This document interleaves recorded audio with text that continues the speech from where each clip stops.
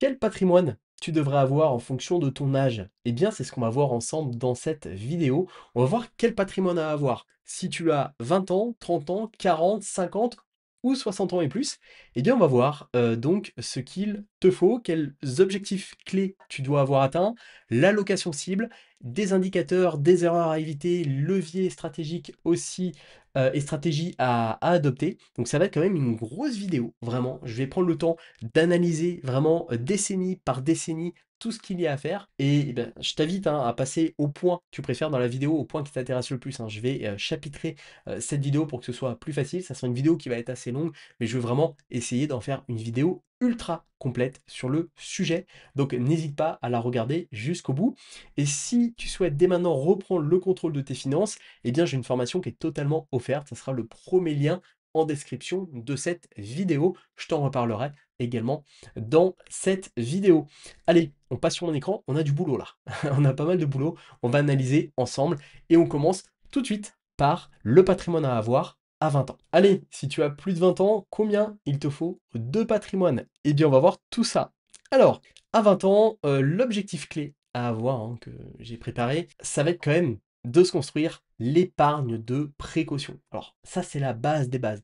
Avant de commencer à investir, il faut vraiment on considère qu'il faut avoir entre 3 et 6 mois de dépenses d'avance. C'est-à-dire que s'il te faut 1000 euros par mois pour vivre, il te faut bah, donc au minimum 3000 euros de côté jusqu'à 6 mois, c'est bien. Après, trop, c'est pas forcément intéressant puisque l'argent qu'on met de côté hein, en épargne de précaution, en fait, c'est de l'argent qui concrètement va pas prendre de la valeur et qui va se faire grignoter par l'inflation. Donc trop, c'est pas bon. Le goal, l'objectif d'avoir tous les livrets pleins à fond, c'est pas utile en fait, hein. Donc ça suffit. L'autre objectif, ça va être d'installer des habitudes d'épargne. 10 à 20% du revenu, c'est très bien. C'est très très bien puisque ça permet comme ça tous les mois, en fonction des revenus, de pouvoir épargner. C'est ce qu'on appelle se payer en premier.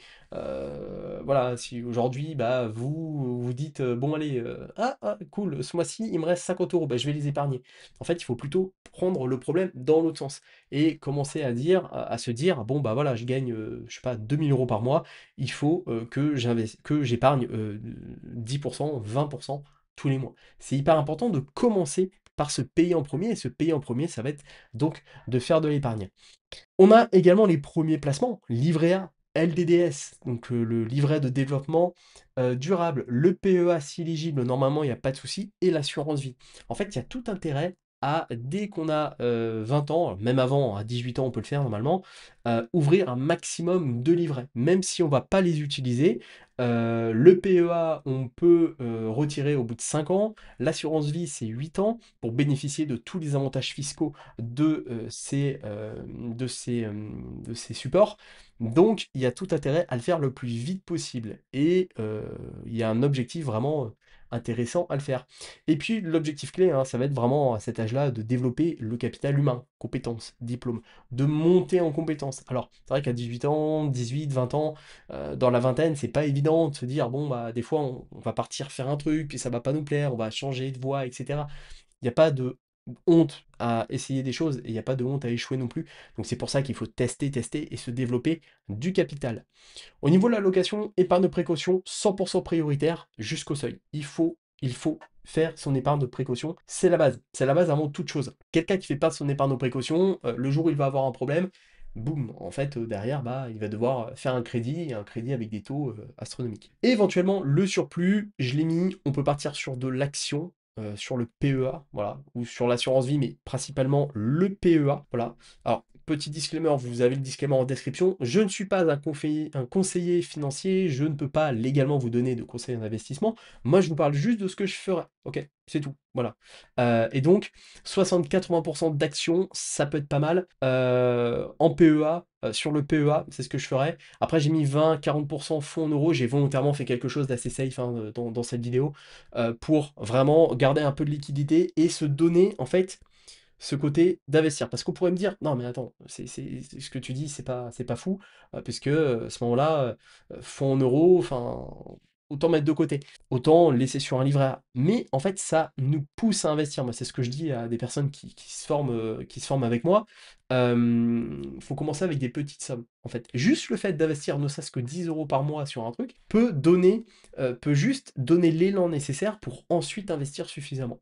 Donc moi, en tout cas, plus on est jeune, plus on va chercher techniquement le risque. Voilà, plus on va chercher la performance en fait, parce que risque et performance, c'est quand même en général assez joint. Donc on va chercher la performance de l'action sur du PEA, on peut aller chercher des ETF aussi qui sont un peu plus agressifs. On va dire dans la tech par exemple, je pense la tech aux États-Unis, des secteurs où c'est un peu plus risqué, on va dire, où on peut chercher plus de plus-value, plus de gains, je veux dire, mais dans tous les cas, l'intérêt, c'est quand même d'avoir ce fonds de sécurité, ce matelas de sécurité. Au niveau du patrimoine net cible, 0,5 à 1 fois le revenu annuel, c'est pas mal. Je l'ai calculé comme ça, puisque ça dépend de la situation de chacun. C'est pas mal du tout. Si votre revenu annuel est par exemple de 20 000 euros, dans la vingtaine, enfin 20 000 euros c'est un peu juste, on va dire 25 000, il faudrait avoir à peu près 25 000 euros net de revenus annuels. Voilà, ça peut vous donner une idée, c'est un bon patrimoine, clairement. Dans la vingtaine, hein, et la plupart des personnes autour de la vingtaine n'ont pas ce patrimoine-là, donc c'est déjà très bien. Et un taux d'épargne de 10, 20%, 20% c'est pas mal, c'est quand même assez agressif, 10% c'est pas mal. Voilà. Les erreurs à éviter dans la vingtaine, eh ben, quand on a 20 ans, ben, on est tenté par des trucs un peu foufou, hein, clairement, hein, le trading spéculatif, les leviers à éviter. Tombez pas dans le piège des cryptos, des cryptos, comment dire, des cryptos fois 1000, ce genre de trucs, etc. Moi, j'étais un peu tombé dedans il y a quelques années, et c'est non, à éviter. Les crédits à la consommation aussi, le paraître, le besoin de montrer qu'on a de l'argent, etc. Faire attention à ça, parce que les crédits coûtent très cher. Et puis, maintenir un lifestyle qu'on ne peut pas se permettre coûte très cher. Et puis, bah, rester 100% en cash après le matelas, quoi. Enfin, ne gardez pas du cash. Vraiment, évitez de garder du cash. Ça se fait détruire par l'inflation. Et levier stratégie, automatiser virement d'épargne. Faites-le, hein. Dans la vingtaine, je pense que vous maîtrisez quand même les outils de maintenant. Donc vraiment, allez-y, mettez en place des virements automatiques, multipliez missions, side hustle, des business à côté. Aujourd'hui, il y a des personnes qui ont leur travail et à côté qui ont quand même assez de temps pour développer du business, hein, de faire des side business, des activités, etc. Bon, bah c'est pas mal. C'est clairement pas mal d'avoir cette pensée de faire du biz à côté de son travail, de son métier. C'est vraiment cool de faire ça et ça permet vraiment eh bien, de faire plus d'argent et cet argent, eh bien, de l'investir. Voilà, vous pouvez vous dire par exemple, bah, mon salaire, je m'en sers pour vivre et à côté, tout ce que je fais en side business, je m'en sers pour investir. Ça peut être vraiment pas mal. Voilà. Et puis le logement, colocation, vraiment le plus longtemps possible, hein. On évite techniquement en fait de louer ou d'acheter, ça peut vite coincer, ou rester chez les parents si possible pour épargner. Voilà, le côté je reste chez mes parents pour épargner, je trouve pas ça déconnant à titre personnel de rester un petit peu peut-être pour après se servir de tout ce temps-là pour vraiment mieux démarrer. Je pense qu'il vaut mieux partir, quitter le domicile familial à 23, 24, 25 ans, mais avec du patrimoine, des bonnes notions d'investissement, des side business à côté, vraiment avoir toutes ces notions-là, de partir en étant solide, que de partir à 20 ans, mais de pas avoir 500 euros de côté, quoi. Donc vraiment, je pense que c'est vraiment important de considérer également ce levier-là. Voilà, donc à 20 ans, vous avez tout ça à faire. Voilà, hein, c'est là où vous pouvez clairement démarrer et c'est là où beaucoup de choses vont se jouer parce que démarrer comme ça à 20 ans, ça offre quand même de belles perspectives pour la suite. Alors maintenant, à 30 ans, là, moi je suis en plein dedans, hein, enfin en plein dedans, début trentaine quand même, hein, on va y aller doucement. Au niveau des objectifs clés, ça va être de stabiliser les revenus. Voilà, en général, on va chercher à préparer des projets de vie, RP, donc résidence principale, famille. On va également chercher à optimiser la fiscalité, PEA, assurance vie, PER. Alors moi, c'est vrai que je recommande pas le PER, mais globalement, voilà, on va chercher. On se penche un petit peu plus sur cette optimisation, en fait, normalement, dans cet âge-là, diminuer les frais, etc. Et puis on va chercher à débuter ou renforcer l'immobilier, RP ou locatif. En général, soit on débute, soit on a déjà acheté quelque chose fin de vingtaine, milieu de vingtaine, hein, ou peut-être même début de vingtaine, hein, c'est propre à chacun, mais on va chercher à renforcer tout ça si c'est le cas. Au niveau de la location, on va chercher à avoir le matelas de 6 mois. Voilà, c'est hyper important d'avoir au moins 6 mois. Quand on est dans la vingtaine, je pense que 3 mois, ça suffit. À 6 mois après, dans la trentaine, ça me paraît beaucoup plus cohérent. Pourquoi? Parce que on est censé quand même avoir plus de charges, peut-être déjà des enfants à charge, etc. Donc techniquement, on va chercher à avoir plus vraiment d'avance. Au niveau de la location, je pense qu'on peut rester à peu près sur la même. Des actions, alors actions, je parle aussi également d'ETF, hein, à 60-80%, mais au niveau de l'obligataire, moi j'ai diminué un peu des fonds également, j'ai mis 20-40%. Je pense qu'on peut se permettre, autour de 30 ans, de garder un peu cette agressivité qu'on n'avait pas quand on était un peu plus jeune, dans la vingtaine. Et puis l'immobilier, on peut avoir un apport pour du SCPI ou voilà, à voir après éventuellement vos stratégies, mais ça peut être pas mal de viser également de l'immobilier en société en civile immobilière, également en SCI. Je pensais, ça peut être pas mal de démarrer par exemple l'investissement locatif. Au niveau du patrimoine net cible, j'ai mis 1 à 2 fois le revenu annuel. Donc j'ai donné l'exemple tout à l'heure de 25 000 euros à peu près de revenu annuel dans la vingtaine. Là, on peut partir sur 30 000 par exemple. 30 000, voilà, bah, ça vous fait au moins 30 000 euros de patrimoine net. Je pense qu'on peut plutôt aller chercher le x2 dans la trentaine, largement, c'est largement atteignable d'aller chercher 60 000 euros de patrimoine net. Voilà, patrimoine net, j'entends, patrimoine bah, financier, moi je parle plus de patrimoine financier, c'est-à-dire l'ensemble de l'argent que vous avez sur vos livrets, sur vos assurances vie, sur votre PEA, sur votre compte titre, etc., etc. Taux d'épargne, je pense qu'on peut chercher 5 points de plus, 15-20%, 15-25% pardon, en moyenne, et puis un endettement de 35% des revenus, clairement on ne cherche pas à trop s'endetter, on s'endette pas, j'ai mis, d'ailleurs je ne l'ai pas dit tout à l'heure dans la bataille, on évite les crédits, là on peut aller chercher de l'endettement, surtout pour une ERP, mais moins de 35% des revenus, clairement, pour pas flinguer notre capacité d'épargne et d'investissement. Les erreurs à éviter à 30 ans, eh ben, ça va être de surpayer sa RP. Voilà, de partir sur une grosse résidence principale et de se fracasser la tête dessus. Voilà, un peu la folie des grandeurs, des gros volumes, une grosse maison, etc. Et derrière, se faire éclater. Sous-assuré, prévoyance, invalidité. À 30 ans, malheureusement, il y a des problèmes qui peuvent arriver. Donc il faut penser à ça.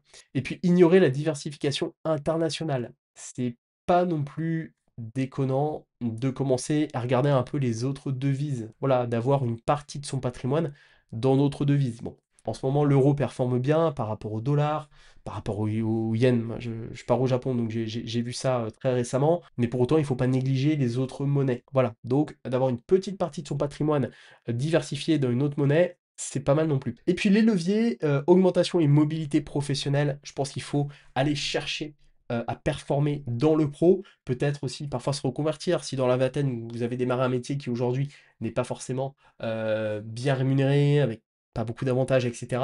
Je pense qu'il faut être mobile aussi, pouvoir s'orienter vers d'autres régions, d'autres villes, essayer de vraiment de chercher à aller là où il y a possibilité d'avoir des bons revenus, clairement, pour vraiment augmenter cette capacité. On est dans la trentaine, on est jeune, hein, clairement, on a encore beaucoup de capital, santé, d'énergie, on peut faire énormément de choses dans la trentaine. Il y a l'effet également boule de neige qu'il faut pas oublier de considérer, hein, le DCA mensuel, tous les mois d'investir la même chose, la méthode du Daily Cost Average, voilà, pas oublier que bah, tout ça, l'investissement, s'enrichir prend du temps, mais il y a un effet boule de neige qui se met en place et sur le temps nous donne raison, en fait c'est ça, le temps nous donne raison. Et puis d'optimiser frais bancaires et de courtage. Je vous renvoie vers mes vidéos où je parle de banque en ligne notamment, qui peuvent être des moyens d'optimiser tout ça. Voilà, donc dans la trentaine, hein, je pense qu'il y a vraiment cette dynamique, on commence vraiment là un peu les choses sérieuses. On a mis en place dans la vingtaine, dans la trentaine, maintenant on y va. On essaye vraiment de monter en puissance, d'augmenter les revenus et de vraiment taper fort sur le côté invest et sur le côté évidemment patrimoine. Ensuite, on va passer à la quarantaine. Et la quarantaine, vous allez voir, hein, c'est un âge pivot. Il y a pas mal de choses à dire à la quarantaine. Alors, l'objectif clé, pour moi, la quarantaine, ça va être d'accroître le patrimoine productif. Voilà, le patrimoine productif, ça va vraiment être ce qui rapporte, voilà, de vraiment chercher à faire croître ce patrimoine. Également d'équilibrer les risques, puisque en général à 40 ans, on commence à avoir des enfants qui arrivent peut-être certains dans l'adolescence, voire même un peu plus âgés. Donc on y pense. Famille, carrière, etc. Voilà, d'ailleurs, dans équilibrer les risques aussi, en général, on essaie quand même de faire plus attention. Ça, c'est quelque chose aussi que je vois, moi qui suis début trentaine encore, mais je le vois, on fait moins de choses débiles, entre guillemets, parce qu'on sait que bah voilà, ça peut s'arrêter du jour au lendemain, et il y a quand même des personnes qui comptent sur nous. Donc ça, il faut quand même faire attention à ça. Et puis, bah, la retraite. On pense un peu plus à la retraite. Voilà, cap, trajectoire, est-ce qu'on y croit ou pas? Voilà, faut quand même penser à ça parce que bah, 40 ans, vous avez d'être peut-être à la moitié déjà de votre carrière. Donc, il faut, il faut y penser. Au niveau de l'allocation, j'ai réduit un petit peu la partie action. Action 50-70% sur le PEA. Pourquoi? Puisque techniquement, on avance dans l'âge, donc on réduit un peu ce côté risque. Voilà, on essaye vraiment de diminuer le risque ou peut-être se positionner à 40 ans vraiment sur des ETF. Vraiment, même si l'ETF pour moi reste un must-have à avoir très jeune, mais pour autant, voilà, on peut réduire ce risque-là. L'immobilier, on peut avoir une RP qui est amortie. On peut aussi partir déjà sur du locatif. Il y a des personnes à 40 ans qui, si elles ont commencé assez tôt, ont pu amortir déjà leur RP, donc faut y penser. Et puis sécurisation progressive, fonds en euros, obligations, cash, 6 à 12 mois. Je pense qu'on peut aller chercher 12 mois de cash d'avance. Ça peut être pas mal d'avoir un an d'avance. C'est un peu plus large, fonds en euros, obligations. Vraiment, on cherche à se sécuriser un peu plus parce qu'on ne sait jamais ce qui peut se passer, même au niveau du travail, même au niveau de changement de poste, etc. On a une famille derrière nous souvent, donc il faut penser à tout ça. Au niveau des indicateurs, patrimoine net cible, là, on peut partir sur 3 à 5 fois le revenu annuel. Donc, je pense qu'à 40 ans, si on part par exemple sur un revenu annuel de 40 000 euros, on peut aller chercher au minimum 120 000 euros de patrimoine net financier jusqu'à, je dirais, à peu près 200 000 euros. Enfin, en gros, voilà, chercher entre 100 et 200 000 euros de patrimoine net financier, c'est bien à 40 ans, c'est dans la moyenne, moyenne haute, donc c'est vraiment très bien. Et capacité d'épargne, si on peut aller chercher les 20-30% d'épargne, je sais que là, c'est pas forcément évident, c'est quand même des gros montants, on monte encore de 5 points, mais c'est vraiment pas mal. Couverture risque, assurance, tout ça à jour, évidemment, il faut quand même se protéger. Et puis dans la quarantaine, bah, il y a des choses à éviter. Voilà. La concentration excessive, d'avoir un seul actif. Voilà, il faut commencer, enfin il faut déjà de toute façon dans la trentaine commencer à penser multi-asset. Voilà, il n'y a pas que l'immobilier, il n'y a pas que la bourse, il n'y a pas que les cryptos. C'est peut-être bien de faire un peu des trois. Voilà, moi personnellement, j'ai de l'IMO, j'ai de la bourse, j'ai de la crypto. J'ai les trois. Négliger la fiscalité des plus-values succession. Également, il faut penser à ça. La fiscalité, c'est quelque chose à la fois de complexe, mais à la fois d'hyper important. Et puis ignorer l'actualisation du testament, Pax, mariage. Voilà, en général, dans 40 ans, à la quarantaine, on est marié, on est paxé, on a des enfants. Il faut peut-être penser aussi au testament. Voilà, c'est pas dingue, mais il faut le faire, hein. Moi, je l'ai déjà fait il y a quelques temps. Voilà, donc malheureusement, il faut vraiment penser à ces choses-là. Et puis levier et stratégie, voilà, optimiser, le multi-contrat. Donc voilà, faut penser à ça, le PER déductible, si le TMI est élevé. Donc jouer aussi sur les impôts, puisque autour de la quarantaine, on a quand même en général des gros revenus. Donc il faut essayer d'optimiser tout ça. Et puis rationaliser les crédits, renégociation, durée. Voilà, on va essayer quand même de s'étendre, on va dire, d'être un peu plus multi-asset et de gérer, en fait, eh bien, certaines choses qu'on a peut-être mis de côté dans la vingtaine. Dans la vingtaine, on n'y pensait même pas. Et dans la trentaine, qu'on a mis de côté parce qu'on pensait plus à croître qu'autre chose. Donc on commence un peu plus à se sécuriser et à s'étendre un peu plus. Voilà. Donc 40 ans, c'est un peu un âge pivot. Mais après 40, qu'est-ce qu'il y a? Eh bien, il y a 50. Évidemment, 50 ans. Et là, 50 ans, voilà, on va voir l'objectif clé à 50 ans. Eh bien, ça va être de préparer la décumulation. Donc, ça va être de commencer à, je pense, constituer un petit peu sa propre retraite. Voilà, commencer à se dire, ok, j'ai 50 ans, j'aurais peut-être marre en fait de travailler, je peux peut-être commencer à anticiper une future retraite ou juste en fait profiter encore un peu plus. Donc, ça peut être aussi donc de réduire les dettes restantes. Voilà, c'est important de commencer à se dire, bah, j'ai des dettes. Bah, j'ai encore, la maison qui est pas totalement finie, ça serait bien que je la réduise. J'ai encore, des voitures, enfin, je me suis fait plaisir, en fait. Peut-être de réduire aussi les dettes, voilà et de transmettre progressivement via les donations. On avance dans l'âge, forcément, c'est des sujets, qui reviennent un peu plus. Au niveau de la location, action, je suis resté autour d'une marge de 40-60, je dirais plus autour de 40. Vraiment, on cherche à réduire une fois de plus le risque. On peut aller chercher de l'obligation et du fonds en euros. Voilà, on sait qu'on va avoir 1 ou 2% par an, mais au moins, c'est quand même un peu plus safe. Voilà. Et liquidité, on a au moins 12 mois, 1 an de dépenses d'avance prêts, histoire de subvenir à nos besoins, que ce soit des besoins médicaux, que ce soit des besoins juste de s'arrêter un peu, voilà, à voir. L'immobilier, arbitrage aussi, rendement versus les charges. Voilà, il va falloir arbitrer un petit peu plus tout ça. Au niveau des indicateurs, patrimoine net cible, on va chercher à avoir 6 à 10 fois le revenu annuel. Je vais prendre le même montant, on va partir sur 40 000. Je pense qu'on peut chercher à avoir entre 200, allez, je dirais entre 250 et 400 000 euros de patrimoine net, ce qui fait partie à peu près, enfin de la moyenne, un peu des Français. Revenu passif. Et là, c'est intéressant, puisqu'on commence réellement, je pense, à parler de revenu passif. Alors, on peut le faire plutôt 30, 40 ans, mais en général, on est sur des sommes qui sont modestes. Là, on peut commencer à s'imaginer chercher vraiment 25 à 50% des dépenses en revenu passif. C'est-à-dire que si tous les mois, vous dépensez 1000 euros par mois pour subvenir à vos besoins, eh bien, cherchez à avoir entre 250 et 500 euros par mois de revenus passifs. Ça serait une très bonne chose et je pense que là, c'est vraiment un très bon objectif. Et le crédit RP proche d'être soldé. Alors, on peut le solder avant, mais voilà, globalement, si on part sur un crédit à 25 ans, qu'on l'a à 25-30 ans, techniquement, autour de 50 ans, on a soldé ses RP, qui est une bonne chose et qui permet après d'augmenter comme ça sa capacité d'investissement encore un peu plus. Erreur à éviter, rester comme j'ai dit, trop agressif trop tard. Ça, c'est le risque. À 50 ans, il faut être moins agressif. Au niveau de son invest, il faut chercher quand même à la jouer plus safe, tout simplement. On ne prend pas les mêmes risques à 20 ans qu'à 50 ans. Il faut y penser. Et puis, bah, sous-estimer l'inflation et la fiscalité. Également, c'est des sujets importants. Et puis un manque de liquidité pour imprévu, pareil, il faut garder des liquidités. Donc on va chercher une fois de plus à prendre un peu plus de retrait sur la situation, à se sécuriser encore un peu plus. Au niveau des leviers, simuler la pension. Voilà, info retraite. Regardez combien vous avez de retraite. J'ai regardé, moi ça fait peur. Voilà, remplir le PER, plan d'épargne retraite stratégiquement. Pourquoi pas? Je l'ai quand même mis, mais bon, il y a mieux à faire, je pense. Et puis diversifier des classes actifs, actions, obligations, IMO, papier. Voilà, chercher toujours à se diversifier un peu plus, parce que la plupart des choses sont cycliques et c'est intéressant d'avoir de l'action. On sait que quand les actions montent, en général, les obligations diminuent. On sait que l'immobilier, bah, il y a des crises de l'immobilier, voilà, il y a des crises du marché, il y a plein de choses qui peuvent se passer.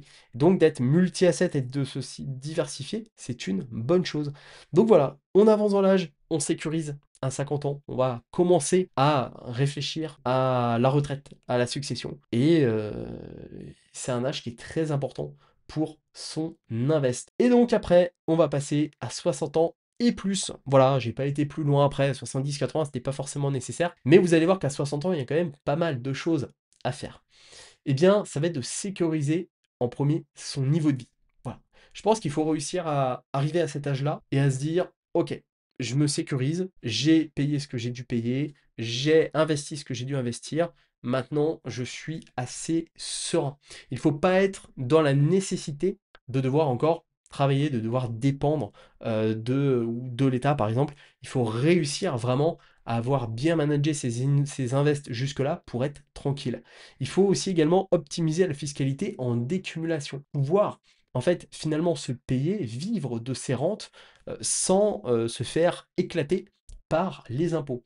Et puis, bah, penser à la transmission par donation, par démembrement d'une maison, par exemple. C'est des choses qui doivent être considérées à cet âge-là. Au niveau de la location, j'ai gardé quand même un bac d'actions. Je pense que c'est toujours important quand même de battre le marché, hein, de battre le marché et surtout l'inflation. J'ai mis 30%, 50% d'actions avec des dividendes, pourquoi pas de qualité, pour subvenir à sa retraite. Au niveau des fonds, j'ai mis obligations fonds, j'ai mis entre 40 et 60%.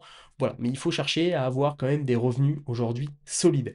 Liquidité, 12 à 24 mois de dépenses, pour moi c'est bien d'avoir 24 mois, c'est je pense le mieux, j'ai mis une fourchette large, mais 24 mois ça me paraît plus cohérent pour vraiment voir venir en cas de problème de santé notamment à cet âge-là. Voilà, c'est important de pouvoir quand même être tranquille. Taux de retrait soutenable, on peut retirer 3-4%, c'est la règle des 3-4% de son patrimoine financier. Voilà, donc je sais que à 300 000 € de patrimoine financier net investi, vous pouvez retirer à peu près 3-4% de ce, enfin 4% techniquement, c'est 3,75 de mémoire, mais vous pourrez retirer 4% de ce patrimoine tous les ans sans on va dire grignoter, sans impacter ce patrimoine-là. Donc techniquement au moins 500 € par mois, mais vous pouvez aussi opter pour un concept d'un livre Die with Zero, il s'appelle, c'est-à-dire de tout cramer en fait, hein. Tout simplement, hein, vous dites, allez, à 60 ans, j'ai travaillé toute ma vie, vous pouvez vous dire, je pense à moi et j'ai 400 000 à 500 000 € de patrimoine net, et bien je vais utiliser cet argent pour vivre et en profiter jusqu'à la fin de ma vie. Voilà, à définir en fonction de chacun. Voilà. Une bonne couverture santé, prévoyance également, c'est important. Et puis un plan successoral documenté. Je vous invite vraiment à vous renseigner auprès d'une personne qui peut vous accompagner là-dessus. Les erreurs à éviter, ça va être les retraits désordonnés augmentant l'impôt. Voilà, faire attention à ça. L'impôt est toujours là, donc il faut faire attention. Conserver des crédits coûteux. Voilà, pareil, toujours important. Et puis, ignorer la dépendance et les aidants. Voilà, il faut vraiment se dire qu'on avance dans l'âge et on a besoin quand même d'être bien entouré. Donc c'est important, et puis ça a un coût aussi d'être bien entouré. D'où la nécessité d'avoir de quoi payer ces personnes. Et les leviers et stratégies, piochez d'abord dans enveloppes les moins taxées selon le cas. Voilà, donc en tant que expert en investissement, dans votre cas, hein, je parle de vous, vous devez savoir où piocher, voilà, pour pas vous faire éclater par les impôts. Optimiser les abattements, les donations, etc. Et puis arbitrer les mots physiques versus du papier pour simplicité. Je pense qu'à cet âge-là, on ne veut plus s'embêter à être contacté par les locataires tous les jours, même si on a délégué auprès d'une agence. Voilà, c'est casse-pied l'immobilier, je vous le dis, c'est casse-pied. Donc, pourquoi pas s'orienter vers du papier. Voilà, SCPI par exemple, ce genre de choses, afin de limiter les problèmes. Donc à 60 ans et plus, on veut profiter finalement de tout ce qu'on a investi toutes ces années. On veut être safe, secure, on veut vraiment être tranquille, limiter les impôts, limiter les risques, limiter les problèmes. On a envie de se poser et c'est bien mérité, vraiment, à plus de 60 ans. Donc voilà, en tout cas, par âge, hein, ça vous donne un peu une idée. En termes du patrimoine, j'ai pas évoqué de chiffre de patrimoine à 60 ans et plus parce que ça peut être quand même assez important. Mais voilà, au moins je pense à peu près à un demi-million net, c'est une belle somme à avoir à cet âge-là. Hypothèse et méthode. Donc évidemment, repères indicatifs adaptés aux revenus, charges et objectifs, hein. Alors évidemment, ne me tombez pas dessus en commentaire à me dire ouais mais c'est pas possible d'investir 20% de ses revenus. Évidemment, ça s'adapte à vous. Ok, adapté à vos profils. Moi, je donne on va dire, pas les meilleurs profils possibles, mais je donne les situations optimales. Outils fiscaux, PEA, assurance vie, PER, PEL, LEP. Continuez à me suivre sur la chaîne YouTube où je vous parle de tout ça. Voilà, diversifier en France plus international, ETF indiciel, le marché américain. Merci. Non, mais voilà, après, ça peut évoluer évidemment. Et réviser l'allocation chaque année. Voilà, faites un suivi de vos actifs. Et tout ça, j'en parle en formation. Les liens sont en description de la vidéo. Évidemment, je vous invite à aller voir tout ça. Et la checklist annuelle à faire, évidemment, je vous donne un petit peu de travail. Eh bien, ça va être de mettre à jour budget et taux d'épargne. Voilà, la checklist, ça va être de faire un suivi complet de ça, de rééquilibrer votre portefeuille, de vérifier vos couvertures, santé, prévoyance, et de planifier transmission et documents juridiques. Voilà, ça c'est vos petites missions, votre boulot du quotidien pour ne rien oublier. Voilà, et puis un petit avertissement quand même, parce que je donne des chiffres, etc. Tout ce que je donne là, je le redis, ne constitue pas un conseil financier personnalisé. Voilà, et je vous invite à consulter un professionnel pour décisions engageantes, notamment pour tout ce qui est partie notariale, etc. Ou quelqu'un qui est agréé par l'AMF, hein, tout simplement. Moi, je ne le suis pas. Ce que je vous donne là, c'est un plan qui est pour moi optimal, et c'est un plan que je me garde pour moi, qui va me servir dans les prochaines décennies. Voilà en tout cas ce que je pouvais vous dire. On a vu vraiment le patrimoine de chaque âge. N'hésitez pas, vraiment, hop, moi je replie comme ça mes petites rubriques, et voilà, comme ça, c'est tout propre, c'est tout beau. N'hésitez pas à me dire ce que vous en pensez en commentaire. Voilà, est-ce que vous trouvez ça cohérent par rapport à votre âge, par rapport à votre situation actuelle? N'hésitez pas à me le dire, en tout cas. L'espace commentaire est fait pour ça. Si cette longue vidéo vous a plu, n'hésitez pas à mettre un pouce bleu pour aider au référencement. Ça m'aide beaucoup à développer cette chaîne YouTube et ça m'encourage à continuer à vous proposer du contenu. N'hésitez pas également à vous abonner à cette chaîne YouTube. J'aimerais bien qu'on atteigne les 1000 abonnés. Peut-être que ça le sera hein, au moment où vous verrez cette vidéo, tant mieux. Alors on va chercher le 2000, 3000. Voilà, ça serait bien que quand j'aurai 60 ans, cette chaîne, pourquoi pas, serait à 1 million d'abonnés. Pourquoi pas, ça serait bien. On va essayer d'avoir le même nombre d'abonnés que le patrimoine que je vous ai donné par âge. On va essayer de viser ça. Ça serait pas mal. Voilà. Et puis, si vous souhaitez dès maintenant reprendre le contrôle de vos finances, peu importe votre âge, que vous soyez dans la vingtaine, dans la trentaine, dans la quarantaine, peu importe, il n'y a pas d'âge pour commencer à prendre le contrôle, à reprendre le contrôle de vos finances. Et bien pour ça, j'ai une formation qui est totalement offerte. Ce sera le premier lien en description de cette vidéo. Vous laissez votre adresse mail et puis je vous envoie comme ça tout ça. Vous pourrez dès maintenant reprendre le contrôle de vos finances. Là, c'est très théorique, les vidéos que je fais sur YouTube. Mais dans les formations que je propose, on est dans le dur, on est dans la pratique. Donc ça n'a rien à voir. Là, clairement, si je pouvais me téléporter à côté de vous et faire les trucs devant vous pour vous aider, je le ferais, mais je peux pas. Mais en tout cas, on est sur de la pratique. Donc n'hésitez pas vraiment à rejoindre cette formation qui est totalement offerte. Et puis je vous montre un peu mes chiffres, etc. Des choses que je peux pas montrer comme ça au grand public, on va dire, sur YouTube. Et bien voilà, je pense avoir fait le tour. J'ai deux choses maintenant à vous dire. Bonne gestion de votre patrimoine et surtout à votre succès.